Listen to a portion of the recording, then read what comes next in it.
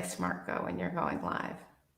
Yeah, because I don't know if I'm actually pushing the right button. This technology freaks me out. There is one button to push. You got one job. You have And one I did job it. button. I did it. I pushed that button and digitally, That's right. And it worked. We're live. I know, but I'm freaking out because I can't feel the, pushing, I don't have the haptic. The haptic response. Yeah. Maybe we'll talk about that. I think so, because I keep wondering about dogs and haptic response, because the dog doorbells for Nick and Nora, you can feel it. It like pushes down, and there's an audio because the doorbell unit rings, the sound unit rings. But there's this very haptic response. But we have the bells, the buttons mounted on cobblestones so that they can push them down. They didn't like pushing them on the door.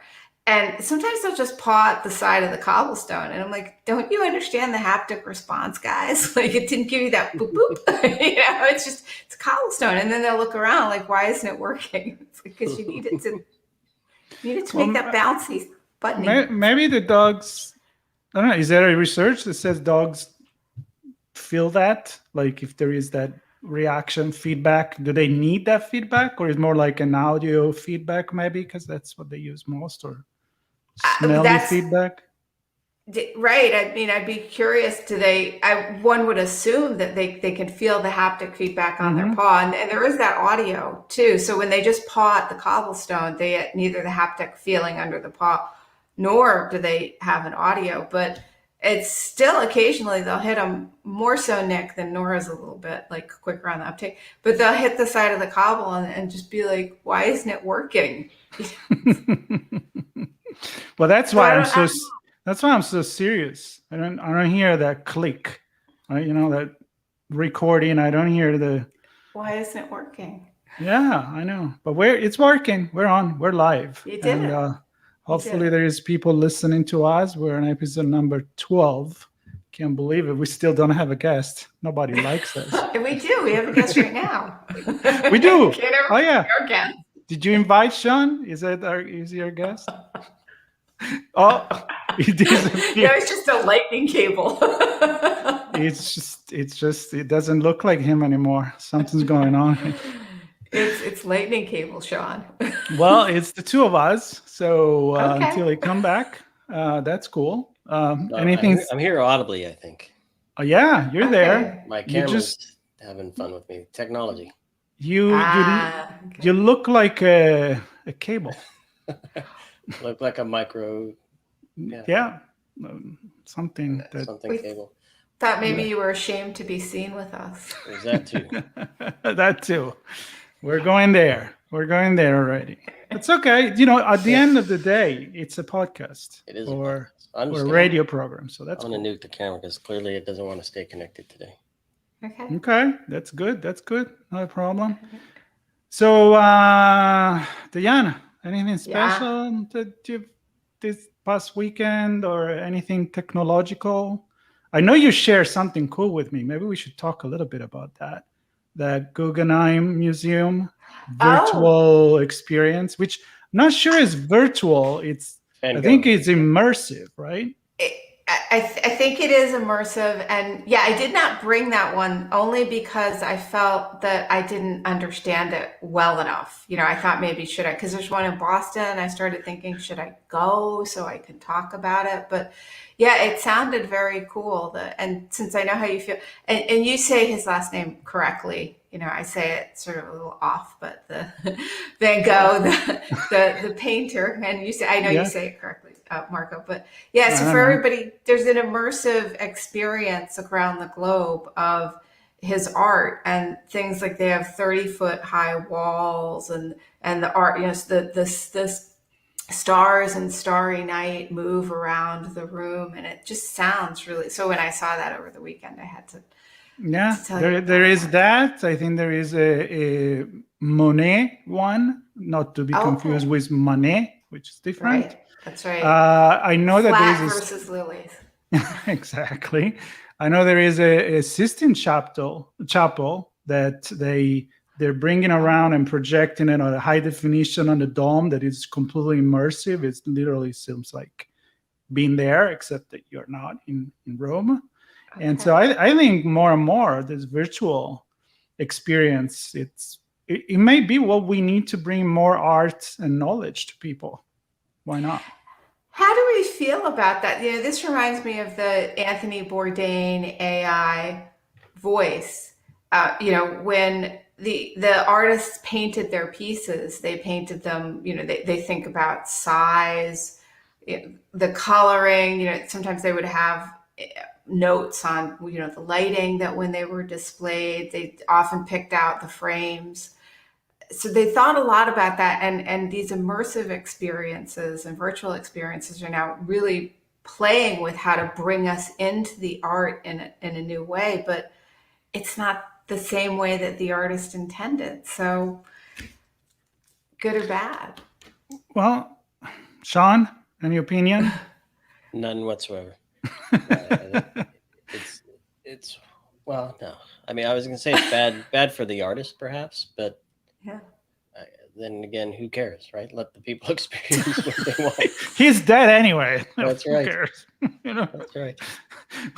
We'll worry when we meet him again. Well, if we harken somewhere back in to that episode, I think my opinion or viewpoint on it was, as long as we're clear that it may not completely accurately represent, Yeah. then we know there's some leeway given. Yeah, but we also went back into, just to connect to last conversation, was started with music, a digital instrument, a laser harp for those that didn't hear that.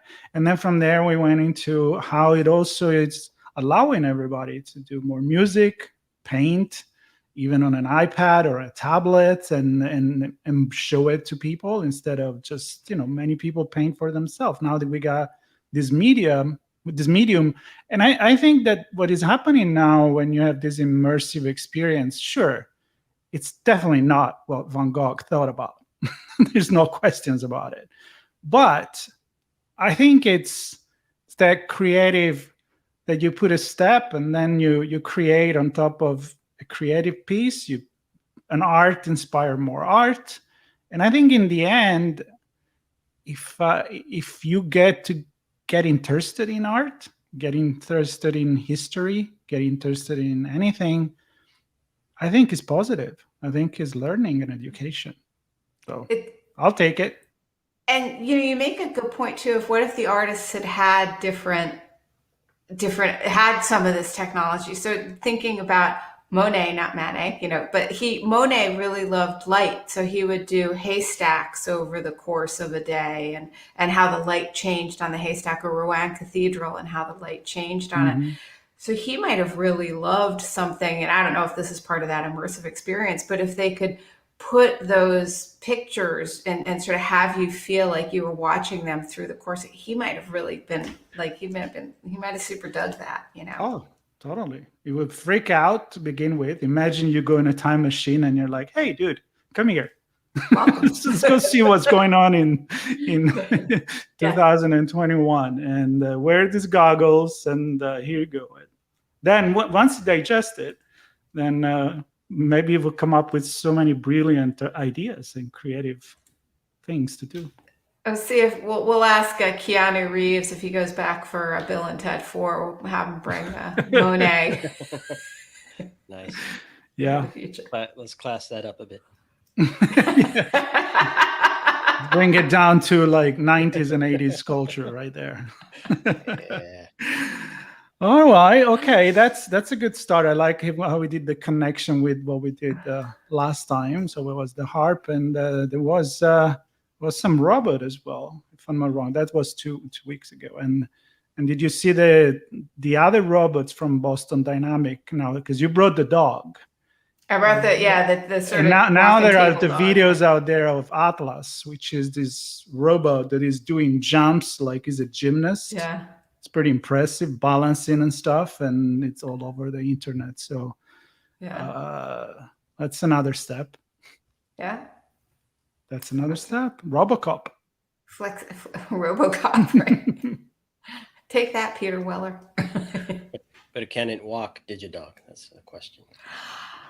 Oh, And, good question. and it's going to be a family of robots going around the neighborhood. right. And people will be like, yep, my neighbors are robots. Well, there you go. You need your robot person to walk your robot dog. Yeah.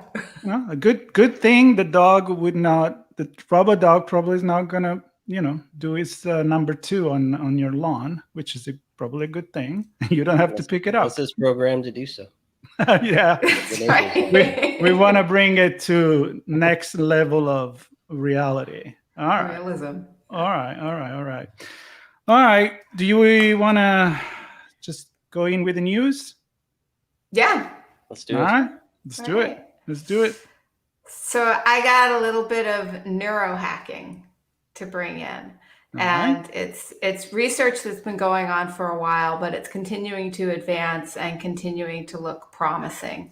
So it may not be new for everybody, but if you haven't heard about this yet, if you have anybody in your family that's had Alzheimer's or dementia, this could really be meaningful to you. I have a great grandmother that, according to my family, had some sort of dementia that appeared like Alzheimer's. My grandmother did have Alzheimer's, and my mother, before she died, or in her early 70s, was exhibiting some memory issues. So it's pretty near and dear to my heart because it's coming down. It's shown it's coming down the line, and that puts me next. And so I think about this a lot and try and do what I can to stave it off. So eat right, get sleep, exercise, but there's really when those plaques and tangles lodge into your brain, sometimes there's just nothing that you can do to prevent it. And as you know, there was there's a whole big controversy going on about FDA approval of an Alzheimer's drug that some scientists say shouldn't have been approved. It may be overpromising. It's a big concern for a lot of people. So any therapy that can help, I think that is going to be of interest to a lot of people. And this is kind of a cool therapy in that it wouldn't be at all expensive. It's neurohacking, and it's neurohacking with light and sound. And they first found that light and strobing light at people's at eyes, they tested on mice initially. If you strobe light at 40 hertz, and it was 1 hour a week that these mice watched it, and then over the course of the week, it actually reduced the number of amyloid plaques in the brains of these mice. And some researchers realized that, I guess, auditory and visual, they get to different parts of I'm no neuroscientist, right? They get to different parts of our brain. And so they decided to test now just not the strobe lights at 40 hertz, but also auditory. So not quite ASMR, but we're not talking music or anything. No beautiful harps like Sean's laser harp. Some frequency you're talking about. Yeah, the frequency and getting these sounds, this auditory support at 40 hertz to go with the lights.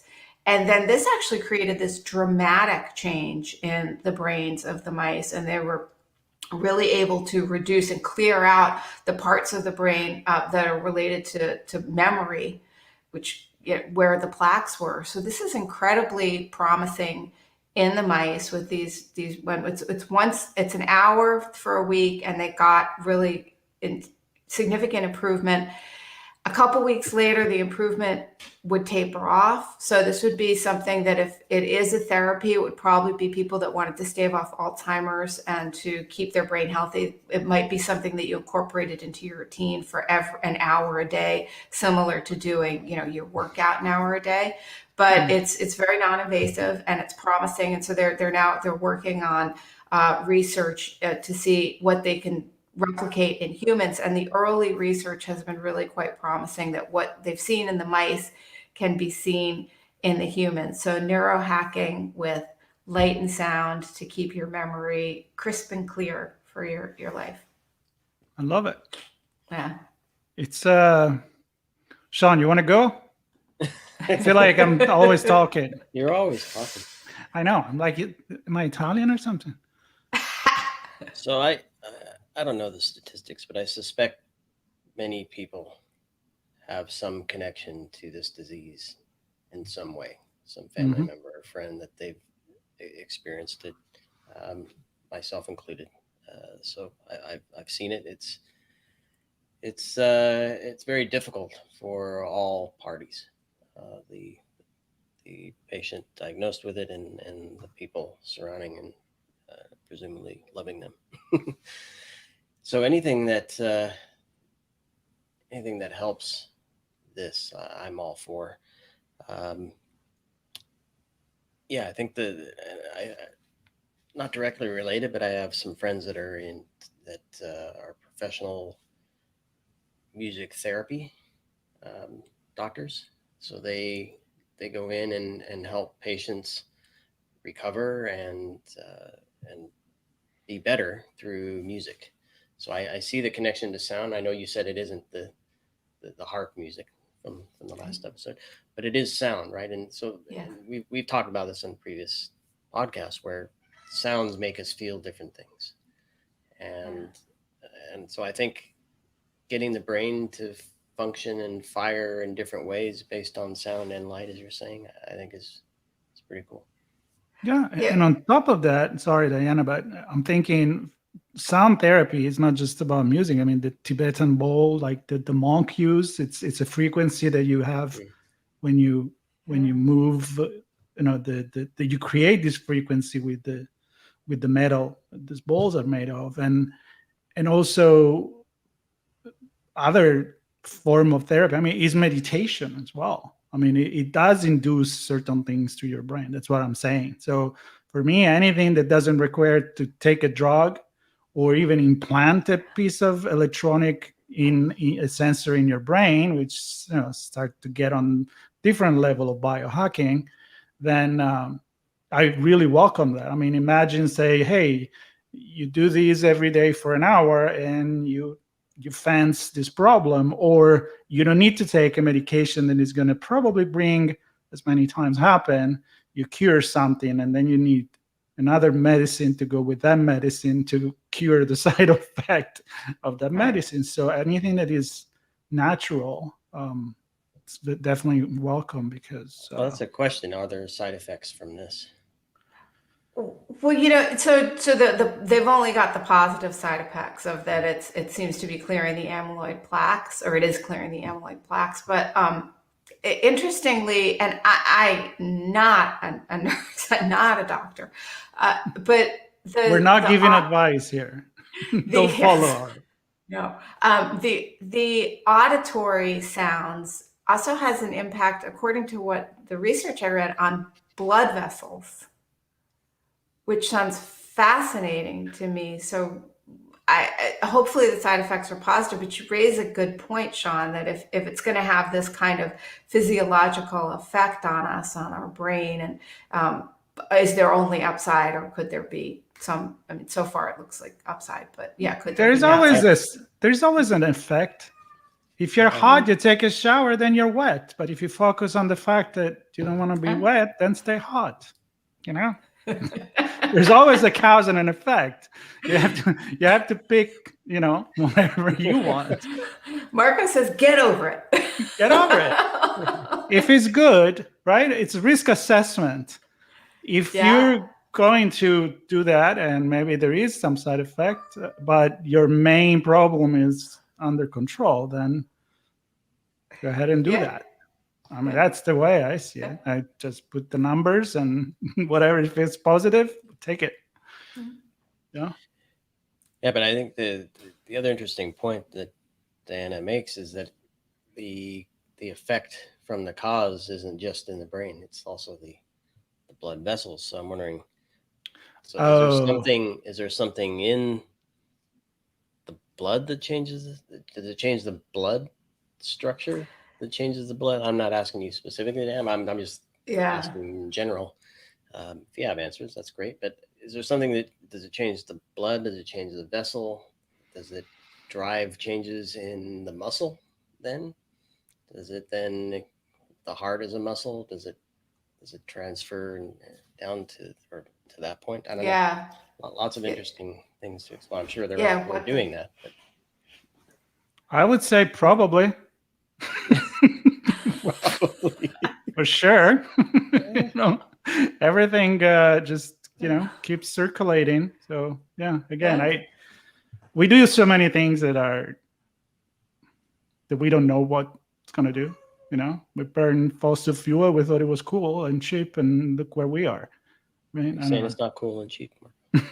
Absolutely not. That is a good point. Like, I think I read that like all of us have some level of microplastics in us at this point, and which, right? Yeah, I mean, I don't think any of us like thought Yeah. back in, yeah. I mean, we don't have again, microplastics if in we us. throw plastic in the ocean, and the fish eat the plastic, and we eat the fish, and it goes in the water, and then it comes back down. I mean, nothing really goes away, right? I mean, we had this idea like, yeah, we'll just burn trash. Yeah, well, it's not really just, or let's just put it under the carpet.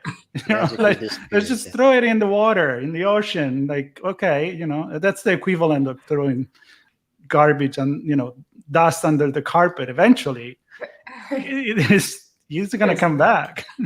Exactly, and then we're going to trip on it. Very tall carpet. Yeah.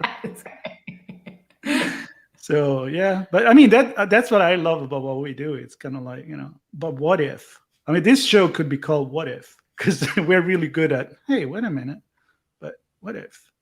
So, and I love that. What if it's the way to think, right? What if I do this, and what if I don't? Yeah. Every action has a reaction. So that's for sure. That's for sure. But yeah, I mean, those are anything that it can resolve this really bad. Does inaction have a reaction? What's that? Does inaction have a reaction? Yes. Nothing happened. Nothing happened. Yeah, no, the consequence of doing nothing is that nothing happened. So there is something. The sound of silence. One hand clap. Exactly. Sean, what's up with you? Anything? You bring an instrument today. I brought sound. It's not an instrument, but it's related to sound, and it's about augmented reality. Ooh. Okay. And basically, it goes a little something like this: you have a group of friends over. Once upon a time. Once upon a time. All right. It was a dark and stormy. I'm gonna tell you this story. It was a dark and stormy night. The kids around the fire sat. They said, "Tell us a story, Jack." And Jack said, "Okay, kids, here it goes. It was a dark and stormy night. The kids around the fire sat. Kids said, 'Hey, Jack, tell us a story.' Jack said, 'Okay, kids, here it goes.' It was a..." I'm gonna stop. You get the idea. Anyway, talking about echoes. echoes. All right. So the real story is you're sitting around with a group of friends and you want to play a game. So you pick out, I mean, we've talked about Risk before, the game board Risk. So you can bust out a game board of Risk, sit around and play that game. Or you could each of you pop in your headsets, your AirPods or equivalent, and connect to an audio augmented reality world where each of you receive sounds and directions to participate in this game. Diana might be told, let's say it's a game of hide and seek, running away from zombies. Diana could be told, go to the garage and get a piece of rope. And Marco could be told to get some water from the kitchen. And I could be told to get a blanket or something. And I'm just making this up on the fly. One of us is the zombie. Do we know which one of us is a zombie? And so basically it's this game where we're interacting, and based on our actions, and there could be potentially sensors in the environment as well that shows where we are and what we say to each other, and that drives the game and changes the tone of the music, the sound, and the actions that each of us receive as part of that game. That's one example. Another is multiple people in different locations experiencing a flight together. So it's a virtual reality flight each watching their own screen. We, based on who's driving the airplane or whatever it is we're in, it'll change the audio and everything for everybody else.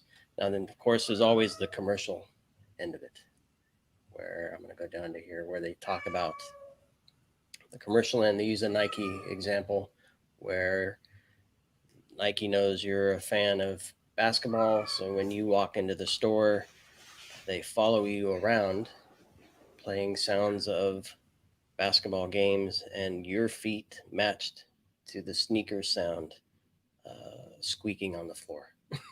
So basically getting you to want to buy a new pair of sneakers.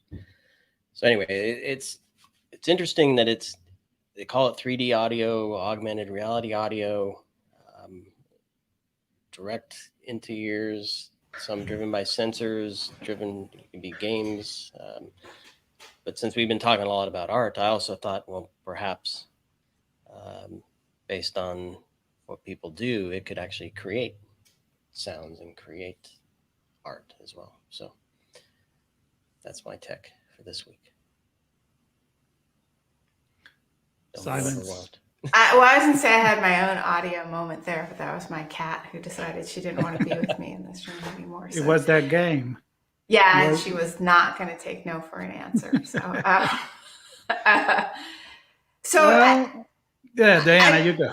I keep thinking. I'm having trouble figuring out use cases. Like the game thing was interesting. It makes me think of if you've ever been to one of those host a mystery games, and everybody has a different, the part of the way that game works is people have different pieces of information. So it would be really good for them. They could have that in an audio manner rather than reading. I thought about Clue, the game. Remember? Yeah, Clue. If you run tabletop exercises for incident response, one of the things that you do is you give people different pieces of information because that's the way that it happens in an incident response activity. Different teams may discover, the legal team may find something in a contract that relates to what you're doing in the incident. HR may have something to say if it was an insider threat, and the technical team is looking at, the forensics related to that. So you could feed what you normally have, again, that's written into the audio, which for some people might be better because some people don't enjoy reading or don't comprehend. So I thought of those two use cases, and then I got stuck thinking about what else. Like and that's and the airplane one just didn't feel. I didn't get it. I'm not getting it. I'm gonna try to unstuck you. Okay, thank you. I need you, Marco, to unstick me. So what I'm thinking is, you're okay, as you say, you're augmenting reality, but without visual, just audio. Yeah. Right. And it makes me think like, damn it, that's what I do all day long. I listen to audiobook. I listen to the radio. I love the old radio drama, the radio production, when there are different actors that are part of the book. There are many books now that are like that. Great actors. There is the sound effect. If you listen to, I don't know, the Treasure Island, I've done that recently, and it was a super big production of, the boat and the wind, and you hear the crackling of the pirate boat and everything. You open the door and you hear the special. So for me, that's like, I love that because I can see it in my head. So all these application, it sounds great. Like, okay, we're together, but we're not together, and we are focusing on this experience, which is what you used to do with the radio as a family when TV was not around. True. Create a reality around you, and I find it really cool. That story now, Marco. Let's assume something is running behind you, so you can hear it running behind you in this audio, and now you turn around. Is it still running behind you? No, it's now in front of you. So the audio changed. Kind of like change around you. So now it's running toward you. I love it. From the front. Okay. Have you ever tried to watch an horror movie without music? It's not scary at all. They're silly. right? Yeah. I mean, Yeah. the feelings that the music gives when you prepare you to like dun dun dun dun dun, right? That thing that it gets you ready for something to happen, or it's the relaxing or the epic moment where the hero is about to win. It's part of that, and we are, I mean, Oh, it yeah. connects to what you just thought about, how much audio can do to us, and Yeah. and I like this. Now, the commercial part of it, it's interesting because it creates an environment where it appeals to you. It's kind of, I'm thinking, let's say you bring the Nike example, you're in the store, at the sports store, right? So what I'm envisioning, Sean, is you're walking towards the basketball corner and you start hearing basketball sound, right? The basketball, the bounce on the ground, the squeaky of the shoes. And then maybe you move towards, I don't know, the baseball side, and you can still, the crowd cheering and the bat that hit the ball, or don't know. I'm not a big baseball fan, but anyway, there's got to be some noise about that, apart from opening a beer or something like that. But I mean, I can see that you're running. You may be feeling like you're in the street or in a park, and you hear the tapping of your shoes. It is an augmented reality. Yeah. I like Have either of you done silent disco? silent disco. Silent. Like flash mob stuff where everybody's Everybody's given a. Where I've seen it is everybody's given a set of headphones. Yeah. And you pick a channel, and a DJ plays to that particular channel on the headset. And so you have multiple groups dancing to different tracks. So one group of the larger group is dancing a certain way to a certain beat, and different groups are dancing to a certain song, different beat. So I think it was slightly inspired by that. It doesn't say silent disco in the article. But so now picture the DJ saying, everybody clap your hands or start jumping or get in a circle. So almost like a Simon Says type of thing. And again, there's other sounds, not just the Simon Says, but other sounds that make you move a certain way. So maybe the sounds could create a wave like you see at a baseball stadium. So when it's your turn to raise your hand based on where you are and the sound that you hear. So I'm making some of this up on the fly, but it creates a different world from the one we're actually in. Have you guys heard of this movie Coda? Yes. I've seen ads, but I haven't seen it. Yeah, so we watched it this weekend. It's a tearjerker on purpose, but the CODA stands for Children of Deaf Adults, and the family is deaf except for the daughter, and the family listens. They like rap music a lot because it's got this really heavy beat, so they can feel the music. And at one point in the movie, the daughter is singing because her true love is song, and she wants to be a professional singer. And the family goes to watch her perform, and they stop the sound because the family can't hear her. They stop the sound first you're in the audience as a hearing person, and then they stop the sound, and you experience the way they do, which is that they don't have any feedback. There's no bass. They can't feel any. So thinking about that, which is, it's very well done in the movie. You suddenly, it helps you to get inside what it's like. To be a non-hearing person, not that you can totally experience, but as good as a movie can do. It's really well done. But I was wondering, like maybe something like that, like because they can hear, beats and vibrations, maybe this could help deaf people kind of be able to experience a little bit more of the world. Maybe they can't get all the sound, but maybe they can get like that rhythm or that beat and participate a little bit. Mm-hmm. Yeah, that too. Cool. That too. And I think the difference is that when you can get the sound, you don't have to be busy with your vision. You don't have to look at the screen, so you can bring that experience with you. And again, I do that every day when I listen Audible. And sometimes I just walk longer with my dogs because I'm like into a chapter that I really want to know what's going on. So I'm like, all right, we go another block before we go back, right? So I love that. I love to imagine my own, my own movie when I listen to a book or when I read a book. But if I read it, I have to stay still. I have to use my eyes, like if I watch a movie. But if I'm listening, I can do other things. I can multitask. So I think the application is wider if you augment the reality like that. But even the experience is telling a story. I love, Sean, your example about here's somebody behind you and you hear the tapping and then maybe a door slamming. I mean, it really is an Halloween, Yeah. an Halloween thing. Really cool. Maybe we'll do that. Maybe there is a dark room and all you hear is sound effect and you build a story with that. There you go. Kind of cool. All right. Well, What do you got, Marco? I was in between a lot of things. Food?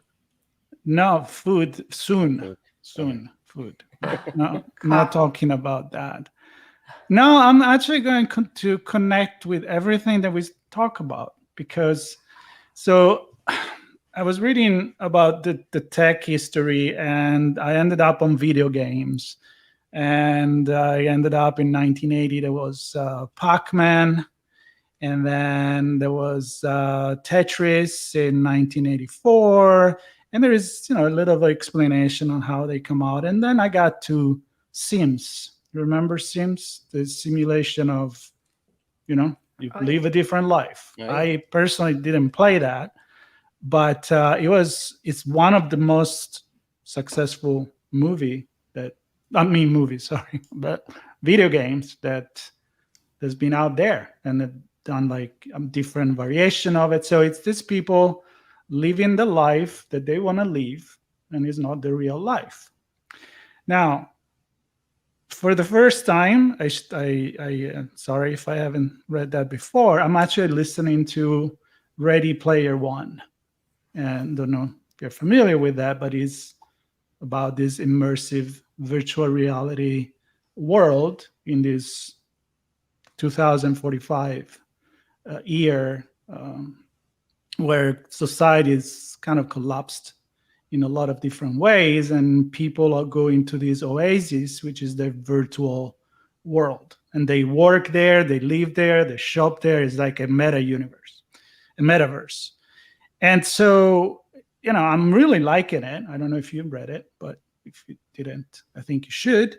And I start to think about even the way, Sean, that we can connect it to what your example, like augmented reality, telling story with sounds and music, and how it's just the next evolution of reading a book. I mean, as human, we always want to hear somebody else's life. We want to go in somebody else's shoes. We want to leave, we'll watch the movie and we feel like we're part of that movie. We feel about that character. We read a book, is the same thing. We kind of escape reality or go as a pleasure in a different reality. It doesn't mean you have to escape your reality, but it's something we do when we listen to music, when we do these things. So now going into this completely virtual world where we end up living, it's a completely different story. But I'm wondering if it's just a natural evolution of,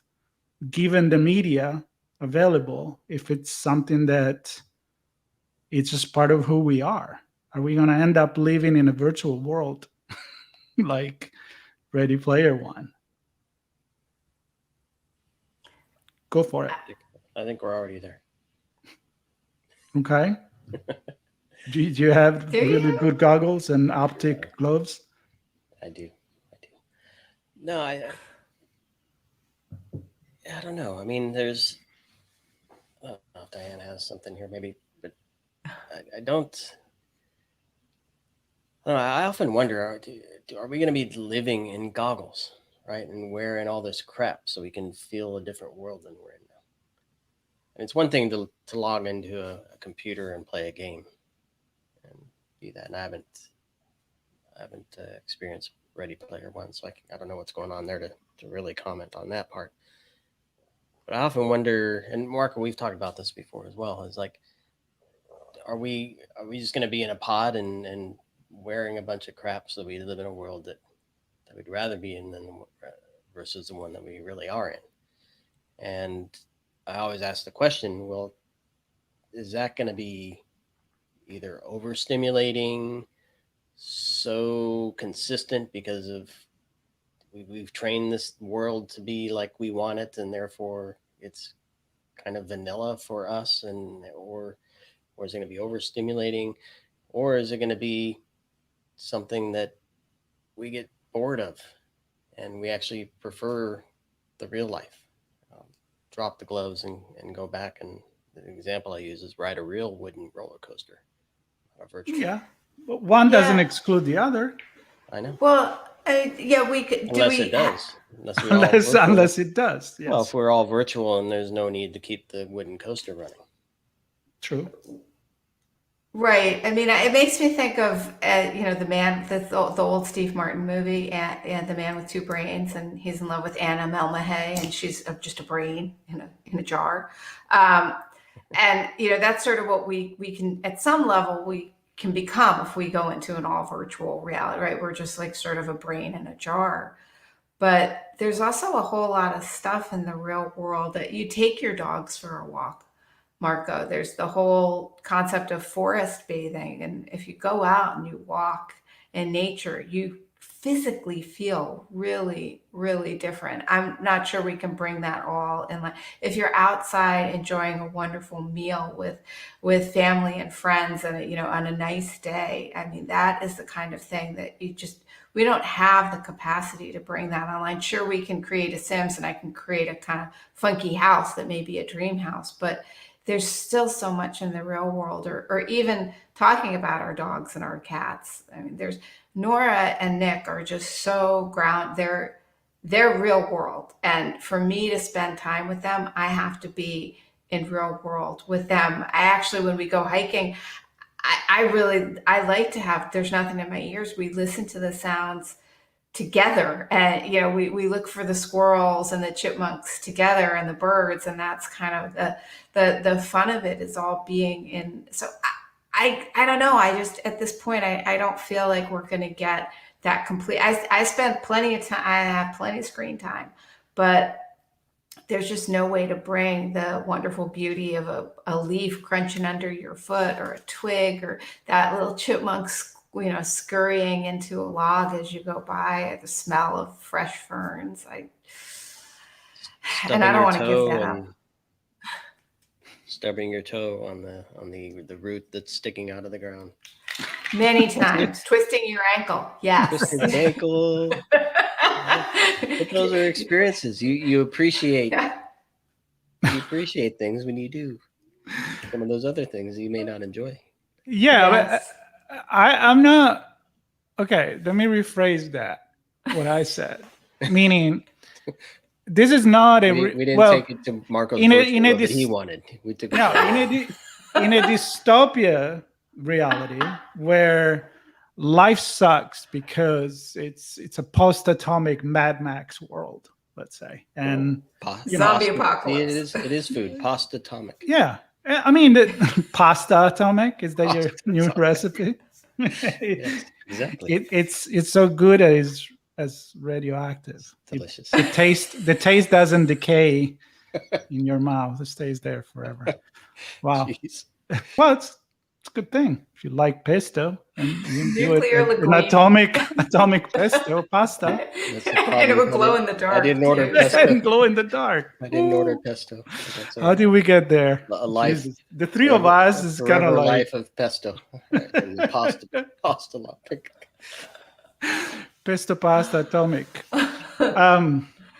No, my point is that it's not a complete immersion as your life become virtual, but is that escape that we need to experience fantasy world. I mean, look at when you, as a kid, I don't know, you play Dungeons and Dragons, you listen to story, you watch the movie, you read a book, you take yourself away from reality.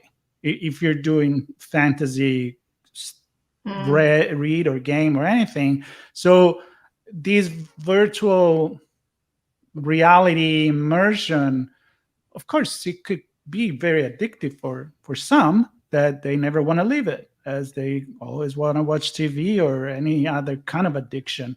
But I'm thinking, like, isn't just the natural evolution of experiencing something that you can actually touch in a different world? Of course, I agree with you, Diana. I mean, if that means that you're just living your life there, I mean, unless they put a tube in your stomach, you're gonna still have to, you're in the Matrix. Listen, get Nick, because that's the next level. You're in the Yeah. Matrix. But I think just is fascinating, and it comes from conversation we have lately about all this research that is done now for virtual reality, augmented reality, extended reality, and how what drives that. Yeah, that's a good point, because we read or we listen to audiobooks to get us a little bit outside of. I mean, for me, I use it to calm me down at the end of the day. I love to read, to just shut down all the other stuff that's been going on in my brain and get me into whatever the world or the research, if it's a nonfiction book that I'm reading. So I see what you're saying. You're saying if that is pretty easy to box, because where it's immersive, but it's not basically encompassing. And virtual reality, if we go there for the escape, could it just become encompassing, and people aren't able to lift themselves out other than right, there's already Soylent for people that are just working all the time, don't even have time to eat like a nice nuclear reactive pasta. They drink the Soylent. So I mean, I guess I hear what you're saying. Is you're saying, what if it just becomes too overwhelming for some people and we lose them? They go into this space and don't come out. It's one of the premises of these. Because I'll be honest, I've not played, certainly in depth, not played any of these sim games. Isn't the idea that you can create an environment in like a split second? So a lot of and I guess what I'm getting to is it about getting to the destination of what you want to experience immediately and forgetting the journey and the experience that comes with the journey? Or can you create the journey as well, heading to a destination? So I've played The Sims, not recently, but the reason that I stopped playing The Sims was, at least in the version I played and how I played it, and if there are some like Sims experts that are like, she's an idiot, maybe I played it wrong, but as my experience with it was that you actually had chores and things that you had to do, and you had to do something to earn money, right? So if you wanted to build a house, you wanted to very close to reality, right? You needed to actually do something to earn that. And if you didn't do the dishes, like my big memory of playing The Sims was that I didn't do the dishes enough, and so flies were collecting and they were always buzzing around in my house. And that's one of the reasons I stopped, because I'm like, look, I have enough issues doing my own dishes in real life. I'm not doing them in some virtual. See, that's a great point, because if you're creating exactly the same life, then I don't want to do that. I want to fly a freaking dragon and slay monsters. That's what I want to do. Only that's why I never play Sims, but I no play dragons World of until Warcraft. you wash the dishes. No dragons. That's right. No flying dragons until those dishes are done and the trash is taken out. Yeah. Well, the cool thing, and I think we can close with that, is that apart from the fantasy and the fun and the game and the commercial aspect of it, what we have learned, and I want to do some episode actually on the metaverse from a technology perspective and sociological perspective, is that the application now, it's training, it's mental health, is overcoming fears, because you can really immerse yourself and have your brain react to certain things. Like if you have fear of heights, you will feel like you are training yourself to resist that fear, because you're really stimulating your brain to believe that you're doing that. And if you can get over that, then you're actually getting over that in the real world. And so there is simulation of many things. There is, of course, learning how to take care of flying a plane on a simulator that's been going on for a very long time. And so the application is not just fun and game, although that's what we probably think about. So cool. It's not just fun and games, it's food, fun and games and dishes. Atomic food. Sean wants the food. Atomic food. As long as it glows in the dark, I'm all good. Always about the food. Well, you have to be able to see it in the dark. If next Thursday, you see me glowing green, it means I've tried to do the pesto atomic pasta. There you go. And maybe I should have not bought that basil in the end. That's right. So, that one. Robo basil. Robo basil. Well, yeah, don't do that. Definitely don't do that. Stay organic if you can. That's my suggestion. And with that, Sean. Yeah. Next week. Next Same week. Time. Can't wait to welcome our new guest. Yeah. I'm gonna play the guest next time. I'm gonna call myself, I don't know, Giuseppe or something, and put some mustache and and talk with my hands more like, hey. Here's my pasta. I can make fun of myself. So that's be your own stereotype. I am my own stereotype, so don't give me crap for that. All right, we hope you had fun. We sure did, and touched on some. I think we touched as usual some important topic that hopefully will make you think. And I did. I'm thinking right now. Therefore, you are. Therefore, cogito ergo sum. Peace out. Exactly.